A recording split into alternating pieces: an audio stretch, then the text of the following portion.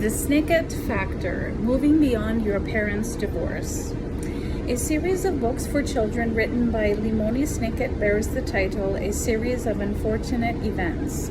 The first volume is titled The Bad Beginning. The books in this series mock the familiar fairy tale ending, and they all lived happily ever after. Volume 1 warns the juvenile reader that there is no happy ending, no happy beginning, and very few happy things in the middle. On page 8, the children are told, "Your parents have perished in a terrible fire." The strange humor in these books, if it is anything, is testimony to the resiliency of children. They somehow survive a series of misadventures to face an uncertain future in which they are obviously vulnerable. The unanticipated popularity of the Lemony Snicket books, published by HarperCollins, is paralleled in a popular comedy movie, The Royal Tenenbaums, that focuses on the folly of adults and the vulnerability of children. Loss and death are common themes in the Snicket books and in the Tenenbaum movie. Adults are portrayed as inconstant and unreliable, children as vulnerable, resourceful, and resilient. The perverse content of the books and the movie are in contrast to the benevolent outcome of children's books that follow the customary fairy tale theme in which the protagonist somehow surmounts tragedy and all end well. Snicket themes, in their harsh portrayal of a child's world, take us back to fairy tales of the 19th century when death was a common theme and the obvious intent of the story was to leave the young reader with a moralizing message intended to channel future behavior. The Snicket books and the Tenenbaum movie reflect a sea change in their portrayal of the ability of children to survive and surmount a succession of tragedies. They are not stigmatized as the children of divorce are. Instead, they are seen as responsible realists who work to improve their situation no matter what happens to the significant adults in their lives. Lessons from hospice. One of the major factors motivating me to develop a hospice program during the early 1970s was my observation of the impact of the death of a parent on children I was treating in my practice child psychiatry. The death of a parent or sibling resulted in a wide spectrum of behavioral changes in children depending on their age, their basic psychological health, and a host of other factors. Over the past 30 years, I have come to know hundreds of families because of my work with a member of the family who was dying. In many instances, I visited the homes over a period of months and came to know the children quite well. In fact, I still hear from some of them decades after the death of their parent. My observations regarding the long-range impact of death on the development of children parallels the observation of the counselors on the development of children of divorce. In brief, the short-term impact may be quite stressful, but the long-term impact is not necessarily bleak.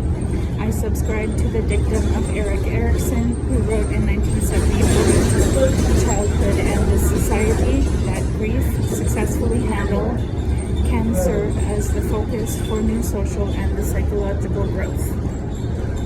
What do we mean by the term successfully handled? Most importantly, there is no magic. The resolution of grief takes time. There is a lot of information to process, a lot of uncertainty to resolve, and a great deal of rearrangement of one's life. In the long term, there will be a new awareness of relationships, an awareness of one's identity, a realignment of objectives, and an eventual reassessment of priorities. This takes time and is more likely to occur after the environment begins to stabilize. Children tend to model their behavior on that of significant adults.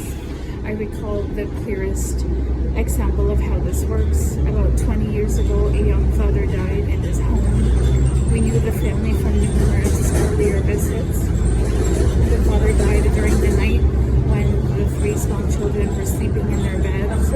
We suggested to the mother that the children had an opportunity to see their father and to say their goodbyes before the body was removed to the funeral home. We carried the two youngest children to see their father. The oldest, a son, walked. The children stood at the bedside to see and to say goodbye to their father. After some very moving words and some tears, the son looked up at his mother and asked, "Are you all right, Mom?" When she replied that she was all right, the son responded, "Then I am all right too." For children to even begin to make a successful adjustment to a major family disruption like death or divorce, they need to know several things. They may not always ask clear questions, as the young boy did in the case cited above. In the first place, children need to know that they will be cared for no matter what. They need to know that they did not cause the problem. They need to know that the same problem will not necessarily occur to them when they reach the same age as the person who died or who left because of divorce.